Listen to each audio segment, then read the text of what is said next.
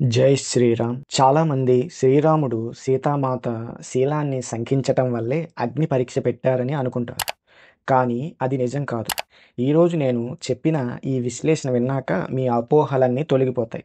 ఈ వీడియో పూర్తిగా చివరి వరకు చూడండి. ఎందుకంటే పరమాత్ముడి లీలలు సాధారణ మానవులకు అర్థం కావు. శ్రీరాముడు రావణాసురుణ్ణి బ్రహ్మాస్త్రంతో వధించి ధర్మ సంస్థాపన చేసిన తరువాత శ్రీరాముడి విజయం సాధించిన విషయం తెలుసుకున్న సీతామాత శ్రీరాముడిని చూడటానికి వస్తుంది. అయితే వచ్చే ముందు సీతామాత తన మనసులో ఇలా ఆలోచిస్తుంది. ఒక ప్రదేశంలో 6 నెలలు ఉంటే ఆ ప్రదేశ వాతావరణం, అక్కడి గాలి, అక్కడి మనుషులు ప్రవర్తన ఆ మనిషిని ప్రభావితం చేస్తాయి. అలాంటిది నేను రాక్షసులకు నివాసమైన పాపభూయిష్టమైన ఈ లంకా నగరంలో 300 రోజులు బంధించబడి ఆ నగరంలో పాపకలుషితమైన గాలి ధూళి తాకిన ఈ శరీరంతో అపవిత్రమై పరమ పవిత్రుడైన శ్రీరాముని దరిచేరడం ఎలా అని సంకోచిస్తూ సీతామాత శ్రీరాముని వద్దకు వచ్చింది. ఎప్పుడైనా గుర్తుపెట్టుకోండి, మన మనస్సులో ఏదైనా సందేహం ఏర్పడి దానికి సమాధానం దొరక్కపోతే అది మనల్ని జీవితాంతం బాధపెడుతూనే ఉంటుంది.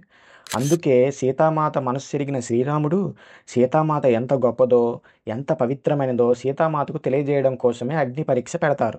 ఎందుకు అగ్ని పరీక్షే పెట్టాలి అంటే, అగ్ని కర్తవ్యం ఏమిటంటే మానవులను దహనం చేసి వారికి పాపాల నుండి విముక్తి ప్రసాదించటం.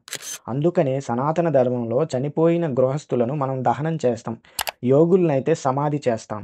ఎందుకంటే యోగులు జ్ఞానాగ్ని చేత పాపకర్మలను దగ్ధం చేసి పరమాత్మను దర్శించటం వల్ల వాళ్ళని దహనం చేయం, సమాధి చేస్తాం. ఎందుకంటే అగ్ని వాళ్ళని దహించలేదు.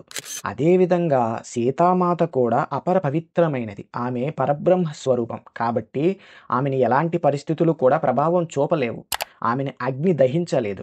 ఈ విషయాన్ని సీతామాతకు తెలియజేయటానికే శ్రీరాముడు అగ్ని పరీక్ష పెట్టారు. ఇలా చేయటం వల్ల సీతామాత మనస్సులో ఉన్న సందేహము తీరిపోతుంది, ఆమెకి సత్యము తెలిసి మనశ్శాంతి ఆనందము లభిస్తుంది. ఇదే పరమాత్ముడైన శ్రీరాముని లీల. పరమాత్ముని లీలలు సాధారణ మానవులకి అర్థం కావు. అతన్ని అర్థం చేసుకోవాలంటే అతన్ని సంపూర్ణ శరణాగతి పొందాలి. అతనిపై నీ భక్తి విశ్వాసాల్ని పెంచుకోవాలి. అప్పుడే శ్రీరాముడు నీకు అర్థమవుతాడు. జై శ్రీరామ్.